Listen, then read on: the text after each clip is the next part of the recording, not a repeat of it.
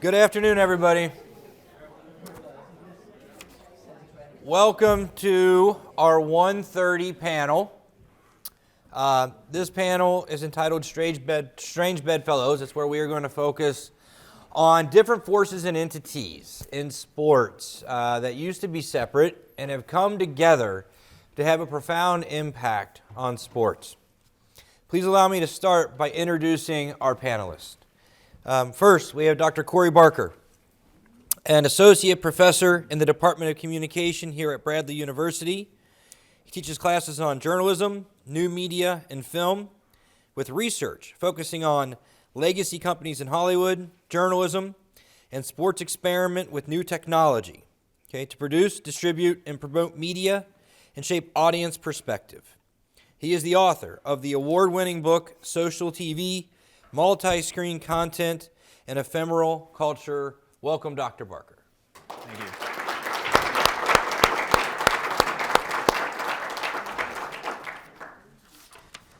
you. Next, we have Dr. Andrew Billings. Dr. Billings received his PhD from Indiana University in 1999. He serves as the co-director of the Beyond Sport Initiative. He is the Ronald Reagan Chair of Broadcasting and the Associate Dean for Faculty at the University of Alabama. He has authored 24 books and over 260 journal articles and book chapters. He is the most published sports media scholar in the world right now. His work largely focuses on issues of triangulation in sport, media, and issues of identity. He is also the co-editor of the prominent academic journal Communication in Sport and is frequently an expert for print and television news outlets such as the New York Times and ESPN. Welcome, Dr. Billings.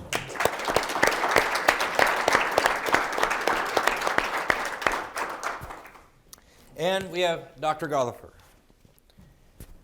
Earned his PhD from the University of Missouri. He has been on the Bradley faculty since 1988. He is one of the co-authors of our sports communication curriculum. He served as the chairperson for the Department of Communication for over 10 years. He is an award-winning teacher whose research interests are in broadcast history and programming, particularly in sports programming. And he is published in these areas. He is the author of multiple books, including Courting Success with Notre Dame women's basketball coach Muffet McGraw. Welcome, Dr. Gollifer.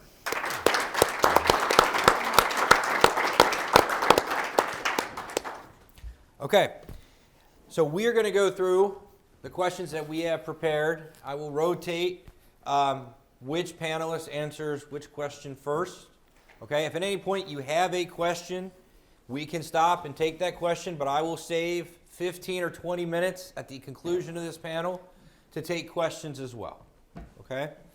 As we focus on these different entities, I start with the first question.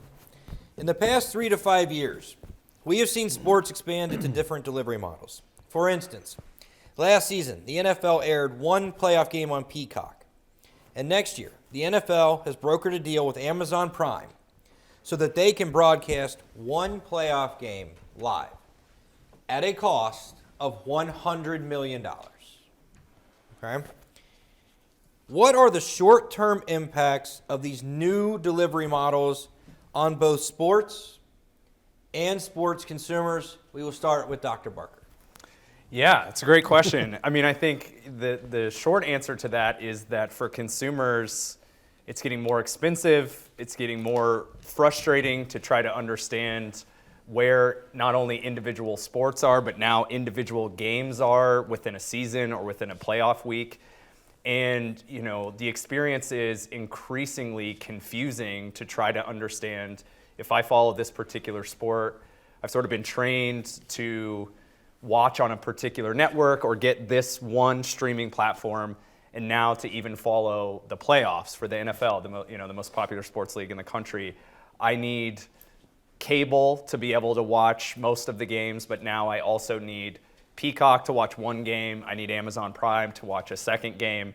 And so when the now known as the Peacock game happened between the Chiefs and the Dolphins, I'm sure many of us experienced or saw on social media the frustration. If you're me, you fielded phone calls from your father and your father-in-law about how to access the game on Peacock.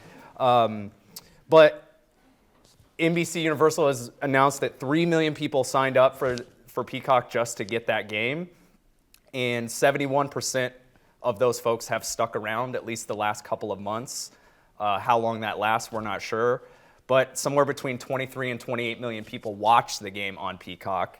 So despite those frustrations and people complaining on social media, I think what a lot of us who love sports know, and what I think these companies then know, is that we might complain on social media, but then we probably sign up for the free trial. Or if we really, really care about the league or the team or whatever, we're going to find a friend that's got a password that we can use at the same time.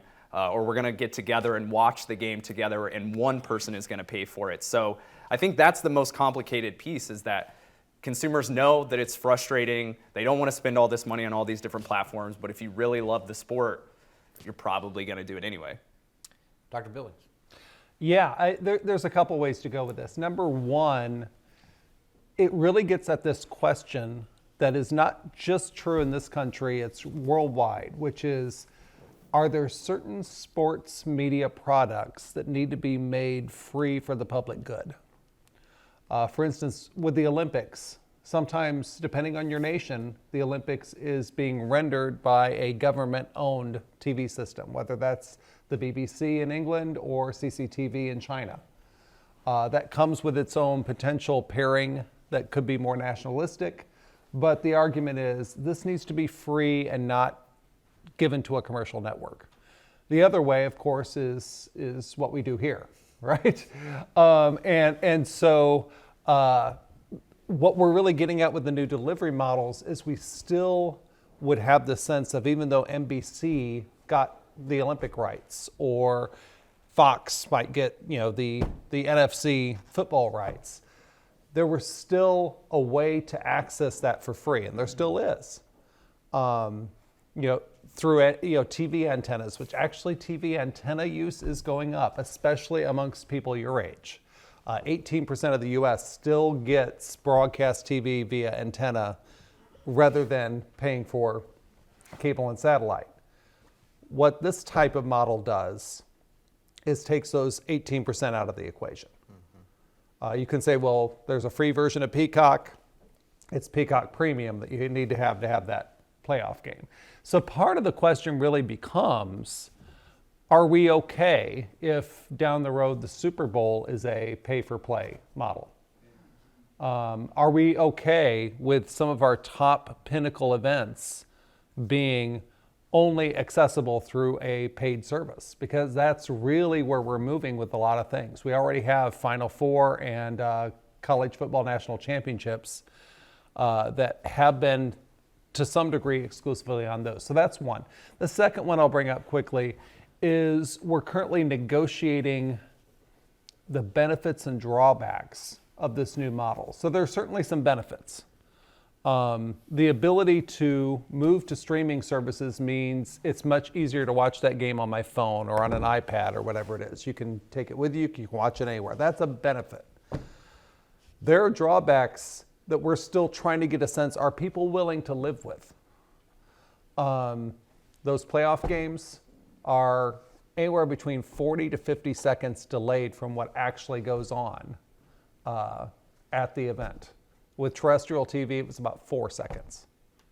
So are you okay with not being on social media talking about the game because you're on second down, but they're on fourth?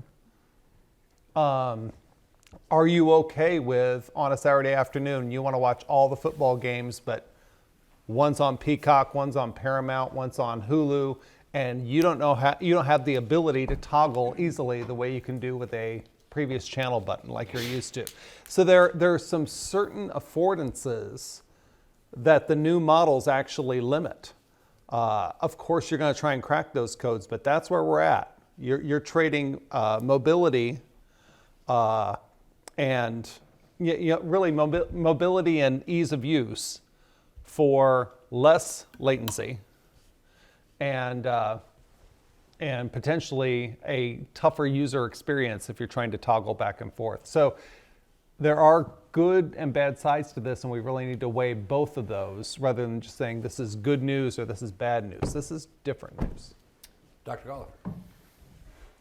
Yeah, as the oldest guy on this panel, in this room, Ever. on this campus, I can offer a little historical perspective. It's really interesting what Dr. Billings says about should certain things be free. That debate was so common. I mean, I remember about this 30 years ago or so, I had a speaker from a television station in class, and he proclaimed in front of the class, he said, you know, someday everything, all news, information, entertainment, sports, everything is going to come to us through the internet. And everybody just kind of looked at each other like, nah, no way. And here's a guy predicting the death of his own television station, essentially, by making that prediction. And we're seeing that come true. And the way these sports used to be delivered by, traditional linear television or radio. I mean, I remember when the World Series was played in the day, daytime games, and they were played during the week. I remember in grade school, yes, they had grade school back then, and in grade school, we used to sneak in a transistor radio and run that earplug down your sleeve, and you'd sit in class and you'd listen to the World Series, because otherwise you'd miss it. It wasn't going to be shown in prime time. There were no replays. There was no archiving of it or anything like that. So it was a whole different consumer experience. And that has changed, obviously, with all of this. And so, the question about whether or not certain things should be protected. I remember that debate that when cable came along, everybody was worried about sports migrating to cable. Oh, no, you'll never have to pay for the World Series. You'd never have to pay for the Super. Some things are just birthrights. And, from the perspective of the people who pay for the rights fees, they don't understand it. It's like, why are you entitled to free content? We just paid a fortune for this. So we're not giving it away for free. And so a lot of the thinking has changed. In terms of, you talk very well about some of the limits of the new technology. The benefits of it, though, are, we're starting to realize this. I'll give you an example, is Notre Dame football, which has a contract with NBC, traditional linear television network. Every season now, one home game is available exclusively on Peacock. You can't get it on NBC. So, first of all, it drives subscribers to Peacock. So Notre Dame fans who are going to be frustrated are going to have to pick up a subscription to Peacock. But what they're able to do in terms of archiving so much more content could be extremely valuable. So, if you go to Peacock, there's a link in there. There's a page for all things Notre Dame. And you go there and you'll get the game, but they'll archive a replay of the game. They'll post the press conference. They'll post other sports on there, sound bites from players, all things that obviously wouldn't be possible within, the constraints of traditional over-the-air television. But once you're online, it's a library, right? And there's theoretically no limit to the amount of content. So it's a chance for Notre Dame to actually extend its brand even further with additional Notre Dame-related content. So, but there's so many answers to this question that. Yes, thank you. For the second question, I'm asking you all to try to put on your futuristic hat, if you will. And to the best of your ability with your expert opinion on this, what do you think, and we'll start with Dr. Billings here, what do you think the long-term impacts are with these new delivery models on sports consumers? I mean, depending on how you frame it, either sports are a pawn or are the key player in the streaming wars down the road here. That's what we're really talking about. I think everyone agrees there's no way this number of streaming services can survive. Depending on who you speak to within the industry, they'll talk about there's 3, maybe 4 lanes for streaming services to survive. It's the reason why you see certain services come together, HBO, Discovery, now Max, and a variety of things there. The general belief was Netflix gets one of those lanes, and then the debates on the other 2. Well, what sports do is really what I think we were looking at, 20, 30 years ago when we started to get a new model that I call the HBO model, where you no longer worry about necessarily the TV ratings for all your shows, because they had no commercials. All they cared was, is there one thing you can't live without? If you couldn't live without The Sopranos or Sex and the City or later on Game of Thrones, you're subscribing to HBO, and they get the same amount of money whether you watch 1 hour of HBO that week or 21 hours. They don't care, right? Well, that's what you're trying to get with sports. It's this thing that people say, I have to have it. Would we like you to consume more content at Peacock after the football game? Sure, especially because we know it's easier than it used to be to just cancel a subscription. So part of it's that debate.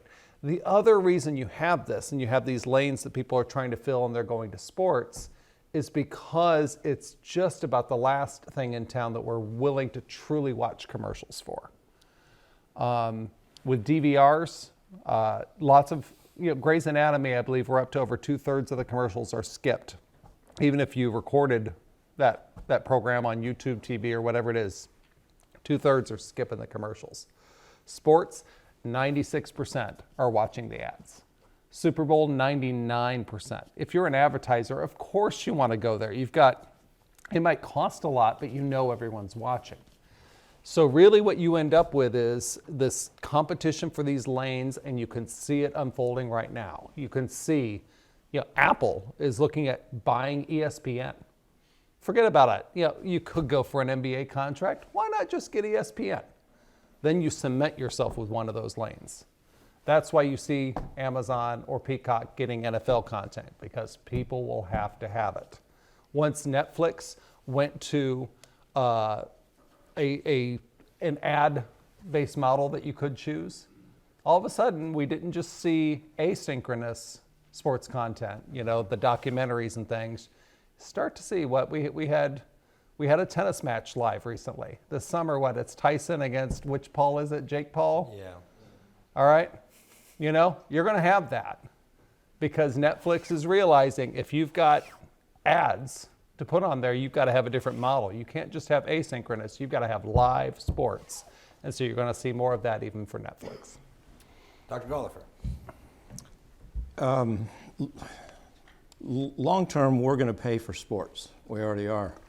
And I don't see that reversing at all. I think probably one of 2 things has to happen. Either we're going to have to be willing to buy multiple subscriptions to get all the sports that we want, or this bundling will continue.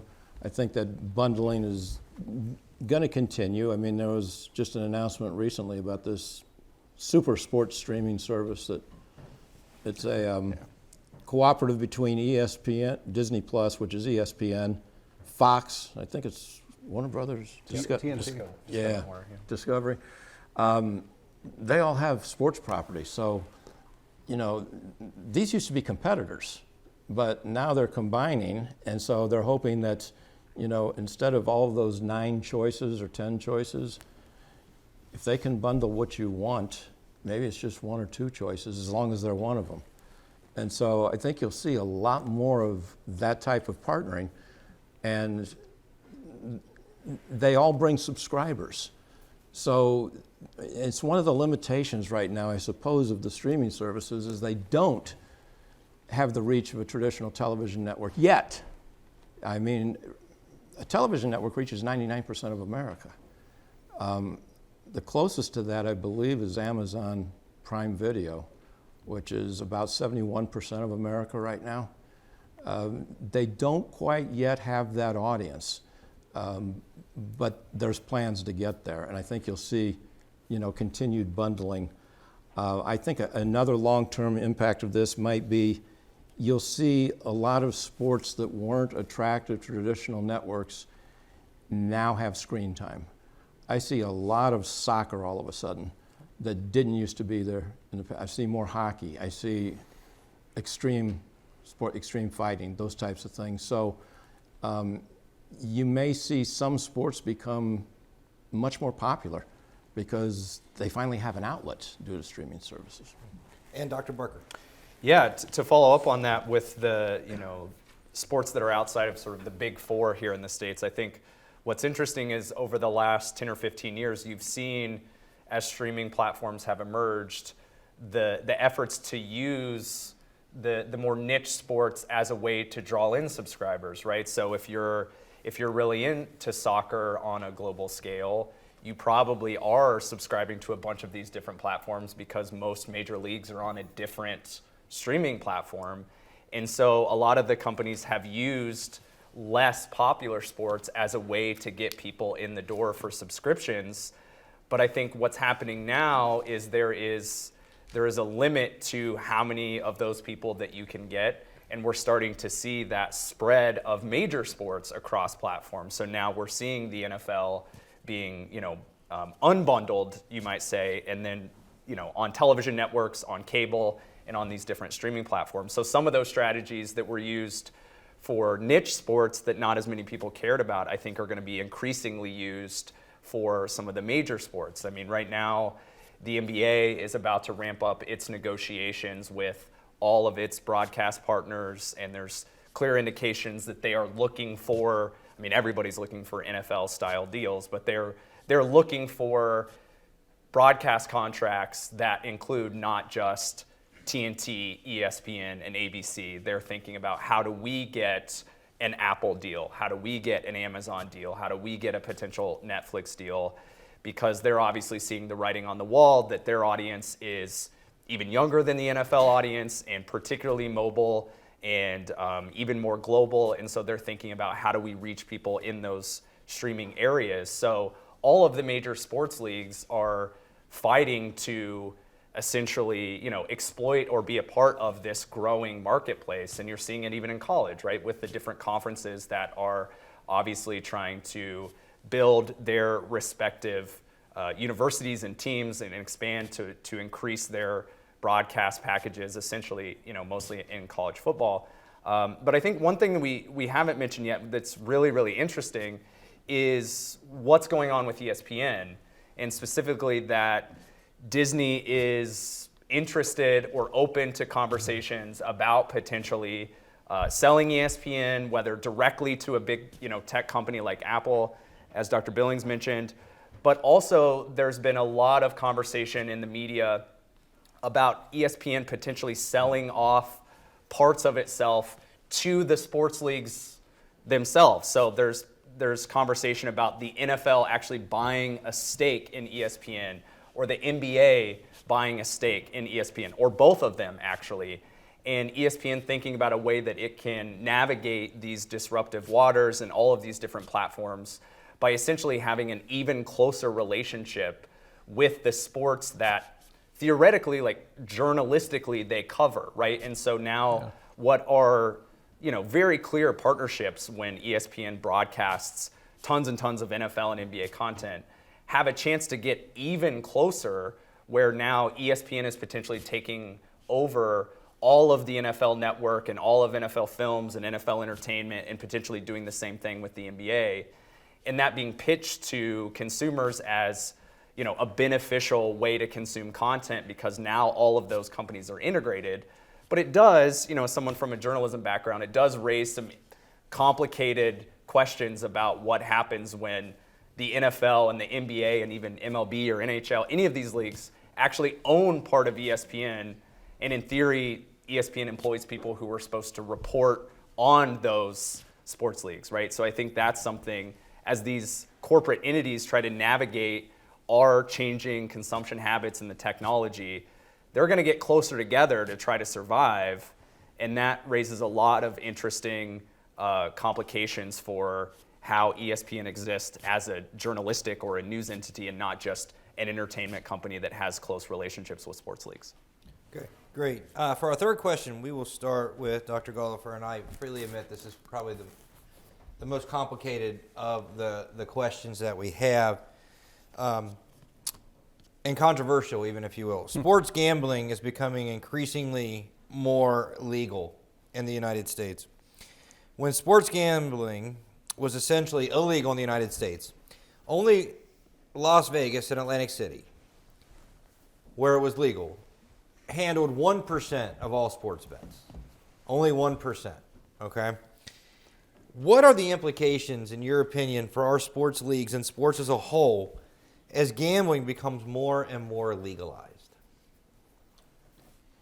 You know, this is a great extension of the title of this, Strange Bedfellows. This might be the strangest of bedfellows right here. There was a time in this country when gambling was the absolute enemy of sports. It contaminated sports, it corrupted sports. Scandals were everywhere. We had a scandal at this university where we had somebody involved in a scandal that was going to be the #1 draft in the NBA, and he was banned for life from the NBA. And so today, to see DraftKings as the official partner of the NFL and the partnership they created with Amazon is incredible to see. Now, some of this is tied to a lot of it is tied to the technology. When gambling became possibly mobile, that really made a difference. It used to be you had to go to a casino, and now you don't. And so if you've got the app, and I think what the sports league recognized is that this opponent for so many years, gambling, is actually a profit center for us. That we can sell commercials to DraftKings and FanDuel, we can sell sponsorships, we can embed gambling programs. I mean, Amazon Football has programs within it where they discuss odds and project what the best bets are to be made. And ultimately for sports organizations and television, this is the ultimate immersive technology.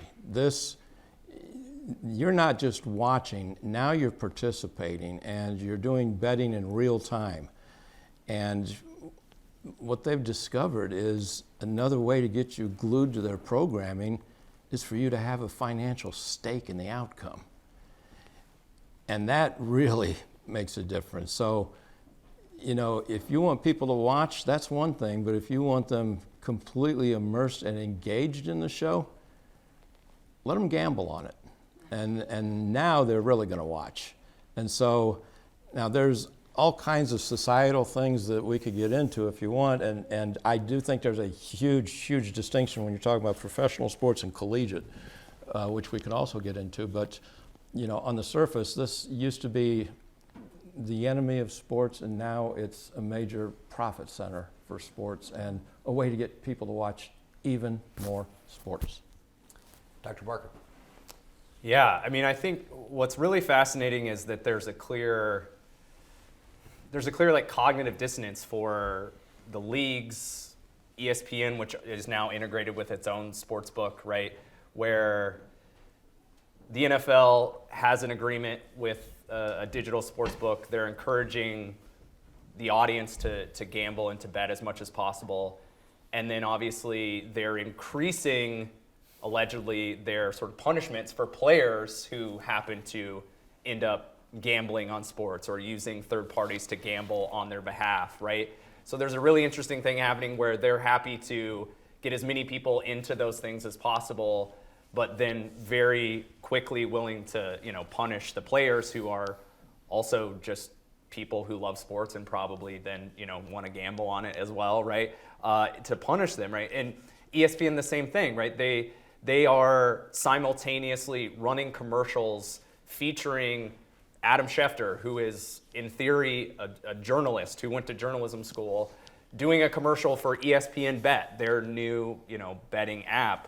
And then on TV, on the website, on ESPN radio and podcasts today, doing tons of coverage of the Shohei Ohtani translator story, where his translator allegedly got into serious gambling debt, took some money from him, et cetera, right? So there's a really complicated thing happening with, we're treating gambling really seriously journalistically or punishing players over here, but then we're also very willing to promote it as much as possible to, maximize our profit, which is, not something that I think is particularly good, to be basic about it. But the other thing that I think is really interesting about this is the number of people involved in professional sports who are now coming out and saying the sort of mental or psychological toll that the increase in gambling is having on them. Just in the last 24 hours, the head coach of the Cleveland Cavaliers, J.B. Bickerstaff, and also Tyrese Halliburton of the Indiana Pacers,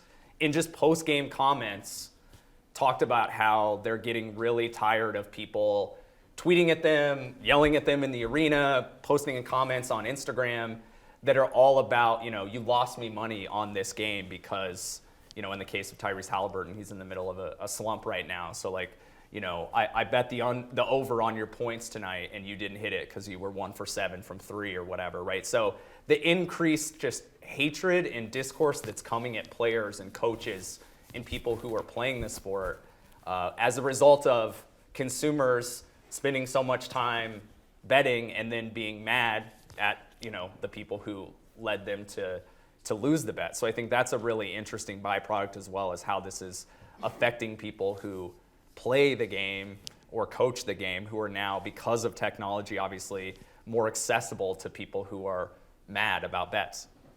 And Dr. Billings.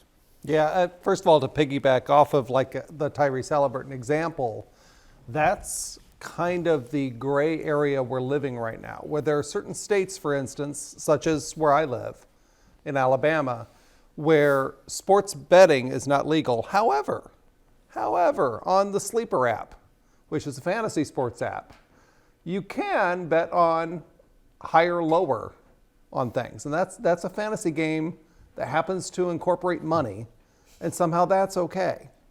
So we're in this weird, can you bet on the Pacer game? No. Can you bet on Tyrese Halliburton's assists? Yes.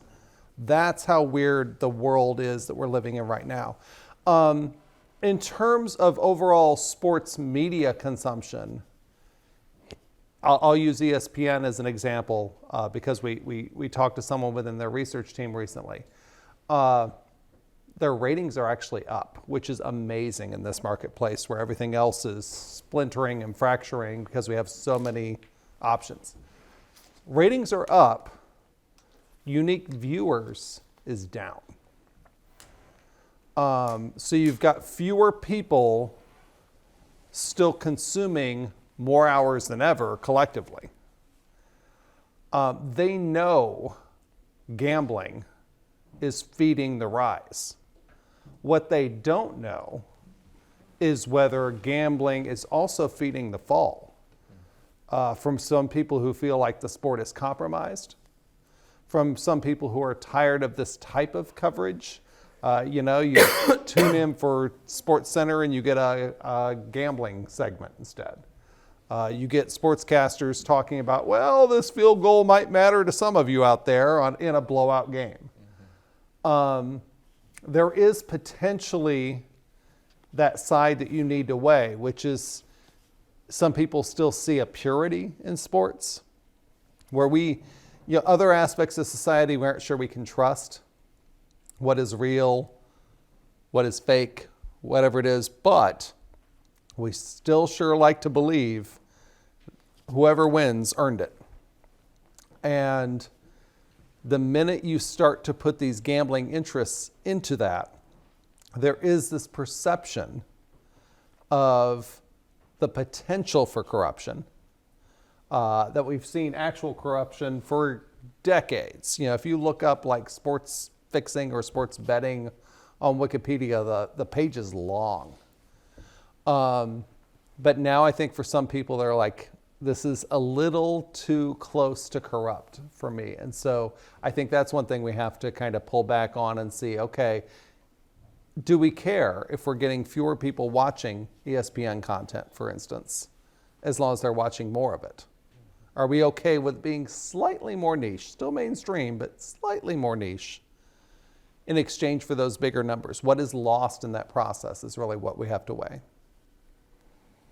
You know, a follow-up to both of you, the regulatory nature of this is just bizarre, right? I mean, every state is different, and I'm not even sure how effective it is. So in Illinois, you can't bet on Illinois colleges and universities. I have a nephew that lives near the Wisconsin state line. So if he wants to bet on Illinois games, he drives 2 miles and sits in a parking lot and places a bet and comes home.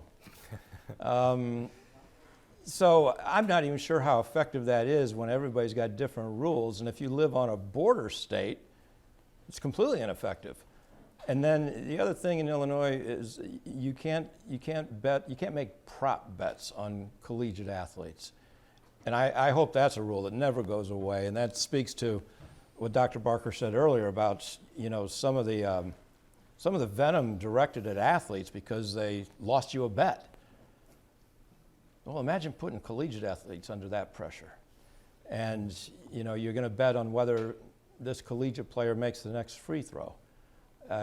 We already have concerns about the mental health of student athletes, and you're going to add that layer on top of that. I hope that's something that never becomes legalized. It's one thing with professionals. When you get involved with young student athletes, I think you're going into some really dangerous territory. So it is kind of all over the place. But I will tell you, it works in terms of getting you immersed into it. I don't know how many of you have tried it. I've tried it. I have the FanDuel app, and I lost, but I've tried it, and God, it's like the analytics of that are just incredible. It's like they'll show you the odds, and then in real time, I mean, if you took the over-under. You took the over at 80 points in a basketball game. As it approaches 80, they start offering you payouts to make you cash out in real time. I mean, it's like you find yourself watching the app more than you're watching the game itself. It really does become pretty addictive. And so, again, the societal implications of that, and particularly collegiate athletes, is worrisome to me. Okay. Moving on. And for this question, we'll start with Dr. Barker. In the last 20 to 25 years, we've seen a massive expansion in the presence of fantasy sports. From something that people just did with their friends to now is an entity that makes literally billions of dollars a year. What impact has this massive expansion had on sports in America? Yeah, I mean, I think a lot of the things that we're in some ways saying about sports betting now, fantasy sports was in many ways the precursor to that. It's not, obviously people have always been betting on sports, as we were saying, but fantasy over the last 25 years has had such an impact on the way in which people think about sports and watch sports, pulling people who would maybe not be as passionate about a particular team or even a whole league into that because of their interest in this competitive part of sports fandom or sports consumption.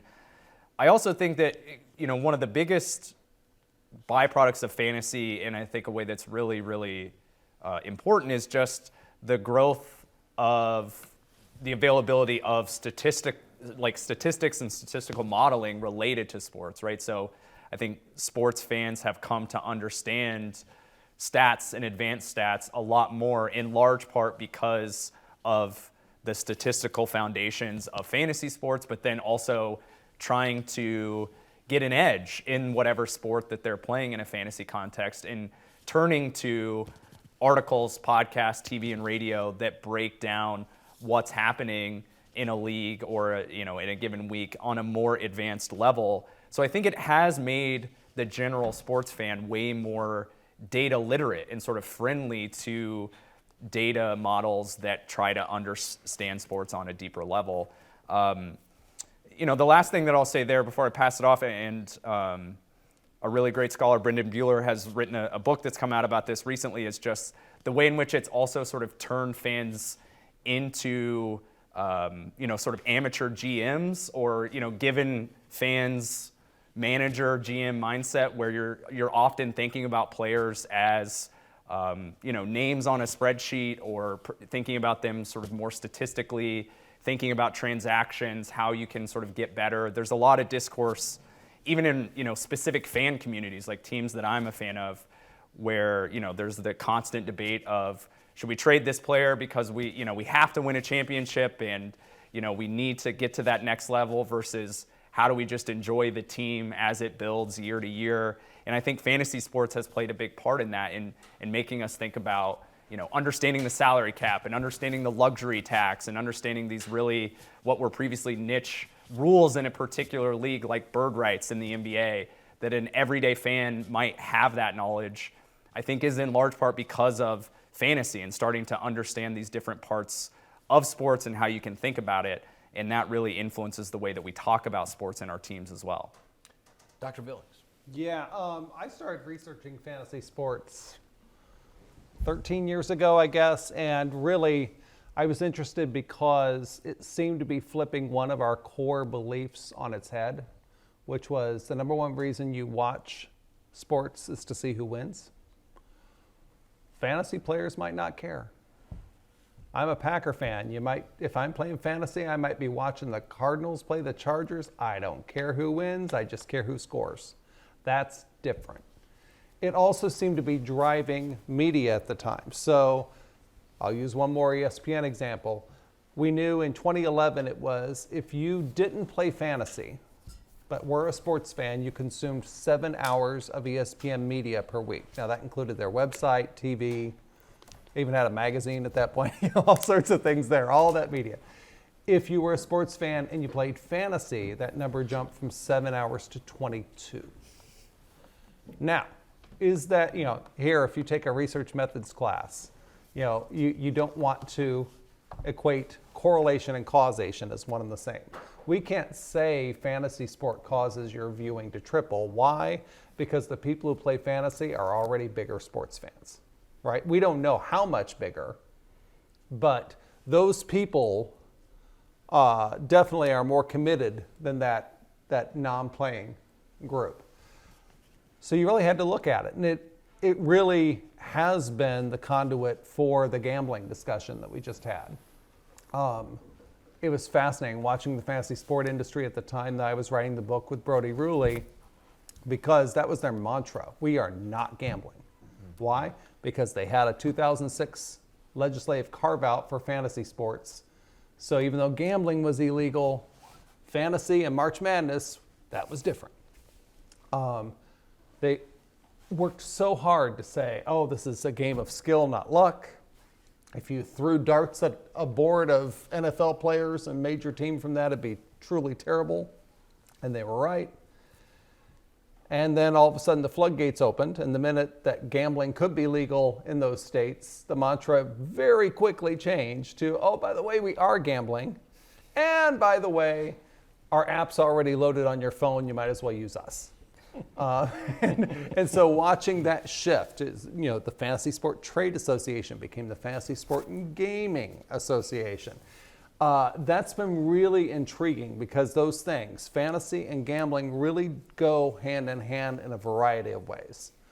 The difference is there still is a lot more tradition and history with fantasy. Most people still play with people they know. With your family, with your friends. Then all sorts of motivations for consuming sports go up if you play fantasy, except for one, escape. Escapism actually goes down. And at least my theory has always been, how can you escape the rest of your life if this is introducing the rest of your life to the sporting context? If you're texting your coworker because you're beating them in a game, you're not escaping work as much, whatever it is there. But there is money involved in fantasy, yet it's still the case that 90% play fantasy sports for less than $50 per season. So less than $3 per week. 50% play for free. So there's something different going on there. You're with family, you're with friends. It's still this value-added thing that makes you watch sports. There may be money. Sometimes the money's just enough to try and keep it interesting. It's not even about the money, it's trying to keep people engaged so they keep up with their teams. Gambling then, of course, often is against an algorithm, is what you're competing against. So they're similar yet different in that way. Dr. Gollifer.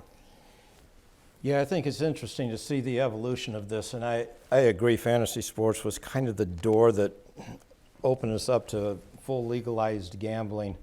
But it's interesting how that definition has changed. We're not gambling, we are gambling. We might be gambling, well, it's not really gambling. I mean, we've been picking March Madness brackets for a long time, and we said, it's not gambling, it's just fun. Fantasy, I was raised Catholic. We played bingo and got away with that. It was like, that's not gambling. Yeah, it was. So we kind of define it to suit our times and our own needs, I think. I'd be interested to see if fantasy sports declines as a result of legalized gambling in some way, because you don't have to go through all the headache of creating a team to place bets, right? I mean, you can bet on anything you want to now, and you don't have to create a league and monitor stats and all of that other stuff. But I suppose to Dr. Billings' point, there is something social about that. There's something that the people, it's like March Madness brackets. I'm in a family pool right now for March Madness. We're not playing for any money. We're just playing for family pride. And it's fun. There's something about the social aspect and pretending that you're smarter than everybody else in your family that is appealing about them. Okay, thank you. Moving on to one of the few industries that has grown and expanded more than fantasy sports, and that's the video game industry. As we sit here, the video game industry trumps the television and film industry in profits combined each year. One of the most popular genres of video games are sports video games, or SVGs. How significant of an impact do you believe SVGs have had on sports? And I believe we start with Dr. Billings this time. A decent impact, especially in getting new people to really engage in a way that facilitates depth. So, if you play the FIFA video game, you tend to not just know a couple players. You know it pretty deeply. You know all the teams deeply. You might create your dream team in some way where you have to really know what each individual brings to the table. So that's certainly played a key role there. The other thing is, what we're getting into a lot of with this is, are there things that you feel like, I could do that? And what I mean is, you watch NBA players, you watch, Michael Jordan at his peak dunk a basketball, or Anthony Edwards today. Like, I know I can't do that. There's a reason why George Costanza on Seinfeld said, I could be a GM. He didn't say I could be a first baseman. Yeah. Video games facilitate that too. That notion of, oh no, I can make this seem easy. I can be good at video soccer even if it's not actual soccer. The catch, and I think part of the appeal for a sports video game though too, is you're embodied in that person, right? So fantasy sports, you might say, well, I have, trying to think, I have Jordan Love on my team. Therefore, I root for Jordan Love. But playing a video game, it's like I am making Jordan Love succeed or fail based on my moves. So I think it facilitates what we call parasocial relationships or parasocial interaction, because it makes them more relatable. Because, if we talk about empathy, it's trying to put yourself in someone else's shoes. Here, you are. Maybe not literally, but in the video game sense, you really are playing as a character that comes in with traits and history and context that you didn't have before. So I do think it's facilitating a lot of our fandom, particularly in sports that might not be as mainstream. Sure, you've got Madden and NFL and all that, but you've got some other sports video games that you're learning a lot of names you didn't know before. Dr. Golliver. Yeah, that's an interesting psychology, disturbing at times, but an interesting psychology that goes on behind that. This is another one of those areas, I mean, consistent with the panel, where it kind of speaks to the incestuous nature of all of this, right? I mean, these relationships, because, I'm thinking back to video games, and this was really the impetus for NIL in college, right? I mean, this was the O'Bannon case where he saw his name and his likeness in a video game and said, what's going on? I'm not even being compensated for that. And the courts ruled in his favor, and the next thing you know, name, image, and likeness is legal. And think about, and if you were at the panel earlier today, think about the havoc that has wreaked on collegiate sports, and it started with a video game. So it's really very interesting how all of these things are related like that. That it's hard to separate them, and the nature of those relationships is increasingly complex. Dr. Park. Yeah, and just to follow up on that, I mean, the way in which the NIL piece of this has now impacted subsequent developments of games, right? So EA taking many years off of the really popular college football game and the college basketball game as the result of this pending litigation, as the O'Bannon case was still ongoing, and not knowing exactly how to deal with the fact that they want to have players in the game that the players of the game will recognize, but we're not going to name them, right? And all of those sort of complications. And now that NIL exists and EA is developing and about to release this summer, the first version of the college football game in years, and the sort of anticipation that's been building for that, but then all of the coverage that's come from that as far as how much each player has gotten for their particular participation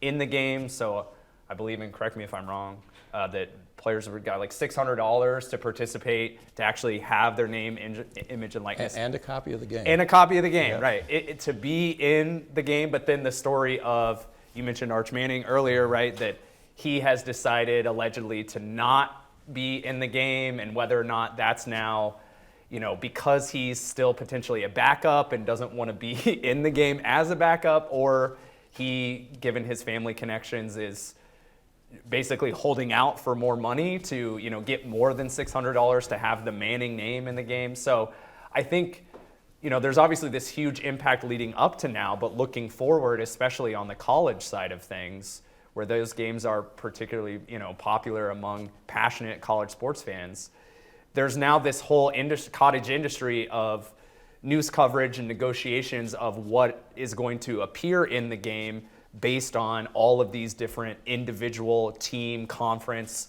bowl-related agreements. That is something that super passionate fans of either the game or the sport are going to continue to follow, which just gets people, more in depth into whatever their particular fandom is.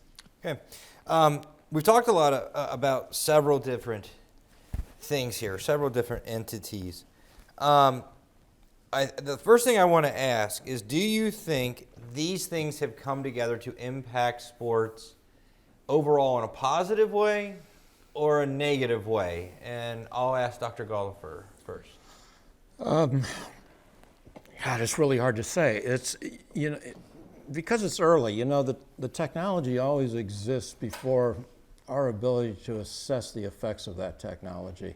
I think we're still learning about this, but from a very limited view, it appears to me that there are people who profit and people who don't. I think probably the sports teams and leagues, some of the media entities have benefited from this. As consumers, we're going to pay more for content. As consumers, there's always the potential for corruption in sports because of gambling that has to be monitored. As a society, I can't imagine that this is especially good for society. I think there's a lot of gambling addiction counselors out there that are probably making pretty good money right now. You know, it's feeding an addiction. And, you know, despite the fact that after, you know, a 30-minute radio program where they're discussing the odds, at the end they say, if you know somebody who has a gambling problem, call 1-800-GET-HELP. You know, it's even contradictory like that at times. You know, it's like, who are you kidding with that? It's just, so I think some people are making money off of it, but it comes at a cost, as a societal cost. And I think we're still exploring the boundaries of that. Dr. Barker. Yeah, I mean, I think there's a lot of obvious positives as far as, you know, mobility, interactivity, you know, the ability to play fantasy sports or to play a game online with someone who lives across the world or, you know, across the country, whatever, to have that kind of social relationship is, I think, really important to, you know, people in an increasingly digital world, right? And certainly everything that Dr. Gullifer said about the economic piece of this. But I do think that there is a mindset that does trickle down to fans of sports where they start to think about the game and the players differently, that if not outward, you know, completely negative, it is really, really complicated when we start to, you know, think about these things through the prism of gambling, through fantasy, thinking of ourselves as, you know, transaction oriented, thinking about, you know, what trades we would make and what data suggests that we should sign this person in free agency, and how that then does lead to some extreme behavior from folks on social media or in the arena or whatever. That, I think that's going to have a longer term toll, not just on sports fans, but I think on athletes who are the target of so much of that, whether that's just simply not using social media or having members of their, you know, team, their agents, their representation, family members handle their social media so they're not bombarded with those sort of things. But I think it does give fans a sense of entitlement over the experience, right? Because they're doing all of these things related to sports where they feel more in control, right? They feel more knowledgeable. And then we have all of these platforms to then express that theoretical or alleged knowledge and control in the direction of, you know, team accounts, players, coaches, their families, those sort of things. So, you know, not to be so hyperbolic about the potential negative aspects of that, but I think we're going to see more and more athletes and coaches and people coming out and saying, like, I'm really getting tired of people sending me tweets or, you know, DMs or things on Instagram about how I lost them money or I lost my fantasy league or they lost their fantasy league because of me. And that, I think that's going to continue to be a story that we need to pay attention to. And Dr. Billings. You know, our society does not tend to do nuance well, particularly in recent years. And I think when you're looking at this, you see clear benefits and you see clear drawbacks. I'm fine if you legalize sports gambling. I am also cognizant that, in West Virginia, when they legalized it, Gamblers Anonymous attendance went up 300%. We can't hide from that either. You know, so as long as we can balance those things, I think that's useful. What I think is harder to dispute is that all of these things have kept sports as part of what I generally call just about the last water cooler conversation. Maybe presidential elections. Yeah, that's there too. In the 1980s, they asked a group of third graders who their heroes were. The top three responses were Michael Jackson, Spider-Man, and God. All right, that's your holy trinity. All right, and by the late 90s, I like that. And by the late 90s, the top three were Michael Jordan, Tiger Woods, Shaquille O'Neal. That's continued on since then. You know, so you went from superhero, your religious deity, and pop star to sports. And with the possible exception of Taylor Swift, I think you still have that kind of domination at the top of the list here today. And part of that one of the few projects I've ever done that wasn't sport directly was a book project I did with Bill Benoit a couple years ago called The Rise and Fall of Mass Communication. Because that was really the argument. It wasn't that we don't watch comedies or dramas or anything like that anymore, but at the same time, in the same way, not as much. A lot of you, I'm sure, watch Stranger Things on Netflix. You didn't watch it at the same time. And because someone was ahead or behind of where you were, you didn't have that ephemeral conversation that happens the moment a sporting event is done. So a lot of the communication theories that we base our beliefs on, from media effects, from cultivation to agenda setting and all sorts of things, are about everyone watches this, and therefore here's how their mindset changes. Last year, 98 of the top 100 TV ratings in America were sporting events. Over 90 were football alone. Everything else is splintered, and whether it's because of there's still only one NFL, there's still only one, or there's only one World Series in this country. I guess you got College World Series, but you get what I'm after. Because of that scarcity, and because of many of the things we've talked about here today, whether that's gambling or fantasy or video games or other things, it's kept that in the center of the conversation to the point that your favorite show might not be the same favorite show as anyone else in this room. But even if I say I'm a Packer fan, even if you're not a Packer fan, you know who the Packers are. Mm-hmm. And you probably know a few of the players on the team.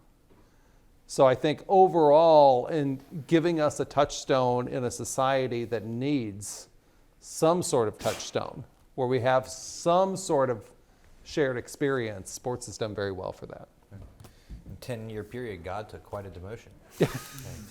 I think God was still top 10, but still, not quite as high as Tiger Woods. Yeah. Okay, I want to take the next 10 to 12 minutes to open up for questions. Yes, Hernan. So we're seeing this kind of a big pivot with Big Pharma right now and their role in knowingly kind of distributing opiates and knowing that they're addictive.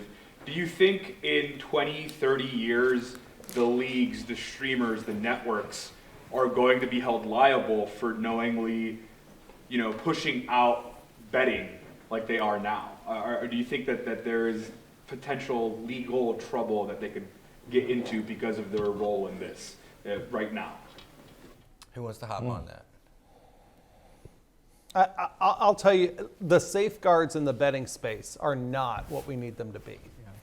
And I think kind of an underplayed story is when you've got news networks and news entities that are active partners in companies, different stories get squelched and different stories go out. So for instance, last football season, I think it was Prize Picks. They had a corrupt character who was able to go in, change their picks after the games had started. And they caught him. But boy, did that story get out. And boy, was it plastered on ESPN and other places. And then you start to say, boy, it really seemed to percolate a lot with the companies that were either in FanDuel or DraftKings partnerships.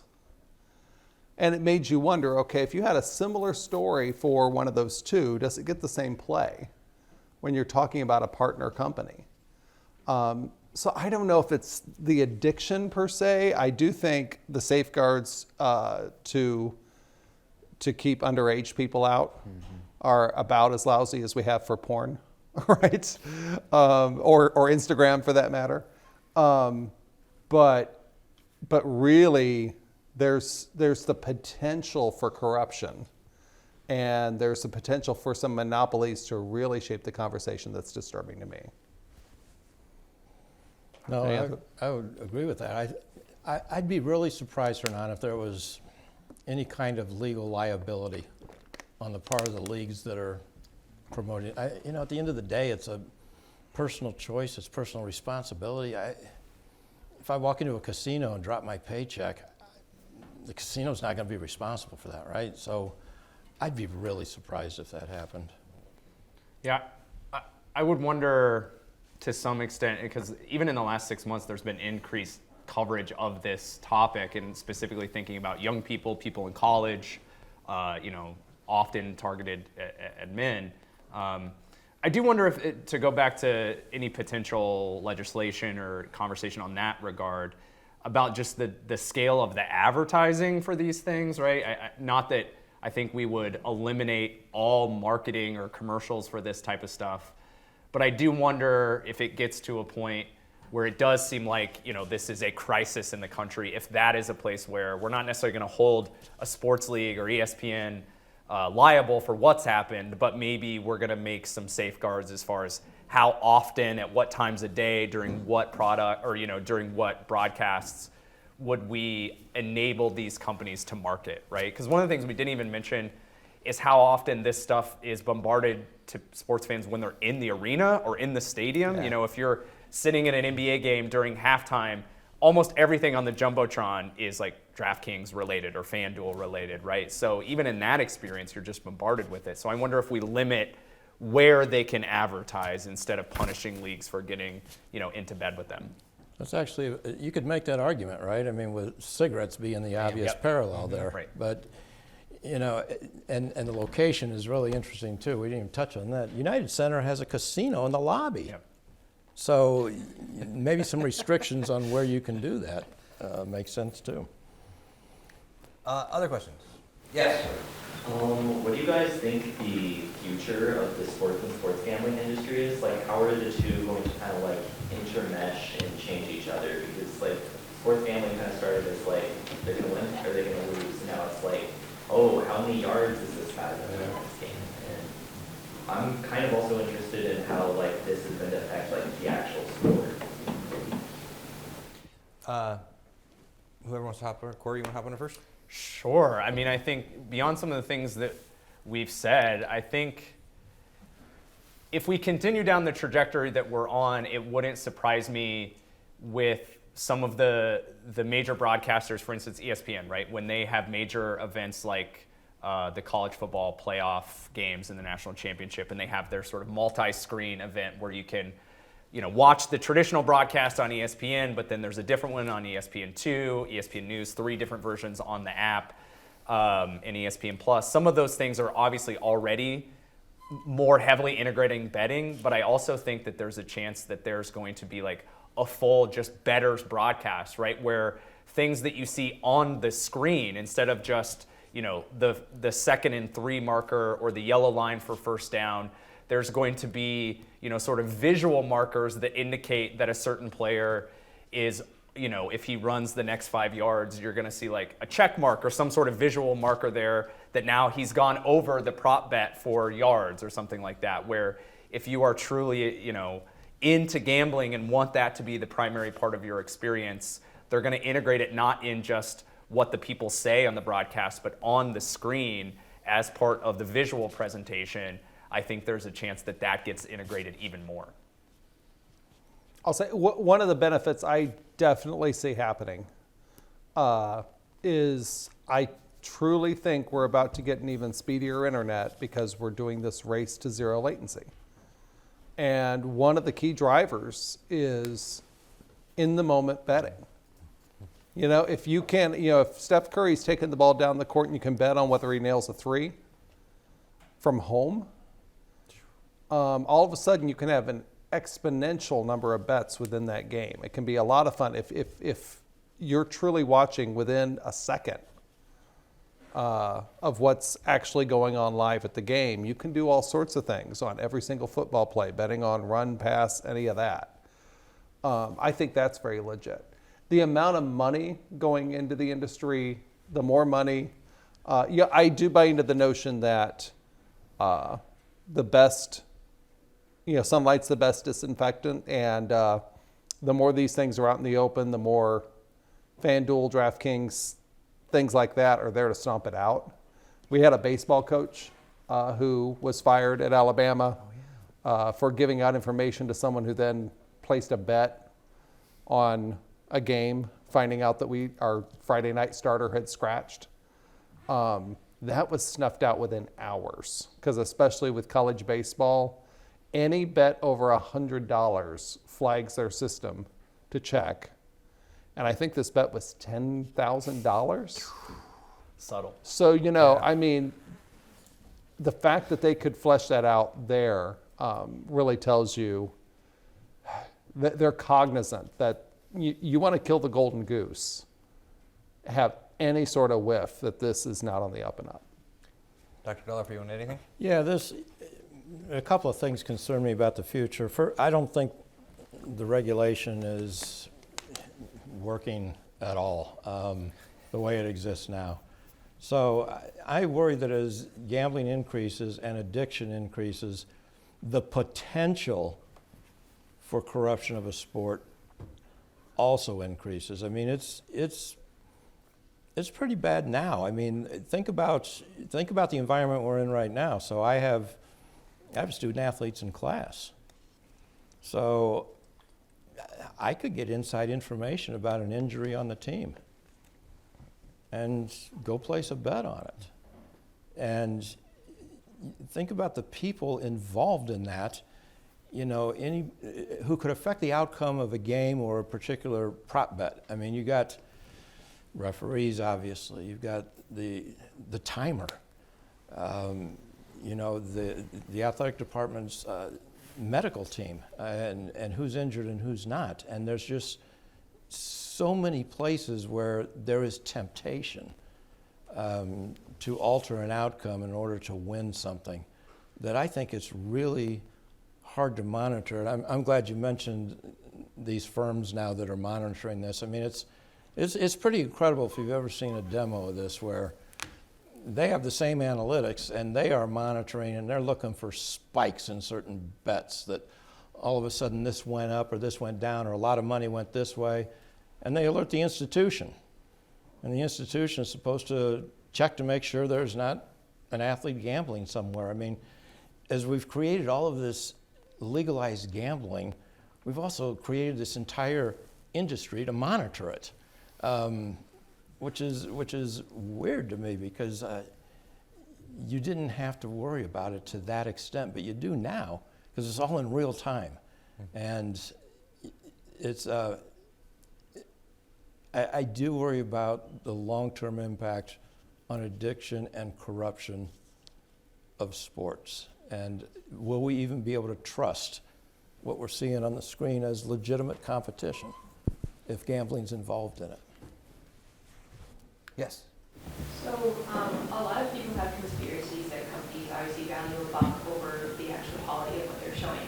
So in terms of athletes, do you think it's way too late to separate the dollar amount that they're going to be earning versus a title and what that means to them as an athlete? Or do you think the two can still work together, or we're just way away from that, where they don't really care about the value of like a title versus what the money will get them in the end? What do you mean by title?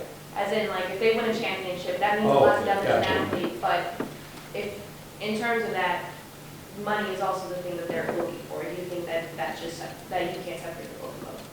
That's a really interesting question. It's a good question. I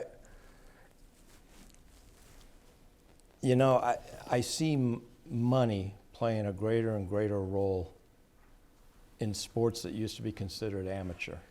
So for a classic example of this is look at how many college football players opt out of bowls instead of playing for their team in a bowl. And that's to protect money, future earnings, right? And I think that may increase actually with playoffs too. That, you know, if you got to now win 4 games to win a national championship in a tournament, and you look at the tournament brackets and you think, we don't really have a shot at a national title. Well, you have athletes sitting out of the playoffs. I don't know, a lot of people maybe didn't notice this, but there was a quarterback at Texas. He was the backup quarterback that they were about to go into the playoffs, and he transferred. He's number 2 on the depth chart. They're about to play for a national championship. So your question about how important are titles? He transferred to Duke for a better opportunity because he wanted to go pro. So he's thinking about his future earnings. I think you already have athletes who are seeing the dollar. And yeah, I think there's a real possibility that national championships won't matter nearly as much as protecting their livelihood. You see examples of that now. We only have about a minute each. If you want to each throw a little something on that one. I'll be real quick. I think the action's going to be in the middle. I think the pros who are making so much money aren't necessarily willing to risk losing their credibility over these types of things. We saw Brooks Koepka, Dustin Johnson both get 9-figure deals from the Live Tour. They still were grinding and emotional at the majors because they still, once money no longer matters at that point, then you're really going for your legacy. At the other end of the spectrum, amateurs, I don't think there's that much money to really change your life. It's that middle that we're talking about. Yeah. It's the collegiate athlete or some of the minor leagues where I think the action is. Yeah. Yeah, and I mean, I think so many athletes, whether they're in college or pro, like they're seeing so much money being thrown around in streaming contracts, broadcast contracts, seeing how much money, coaches, owners, whomever are making, and they're increasingly aware, not that they weren't before, of their own, value, right? And that's requiring them or encouraging them to make decisions that best serve their perceived or real value in various marketplaces, and that does lead people to not play or sit out or transfer at awkward times, right? But they're seeing all the money that's in sports, and they're thinking, what can they do to succeed in that environment that gives them as much as possible, right? If you do have another question, please feel free in a minute to come up and you can engage any one of our panelists. Our 3 p.m. panel is on sports video production, but please join me in thanking our panelists here.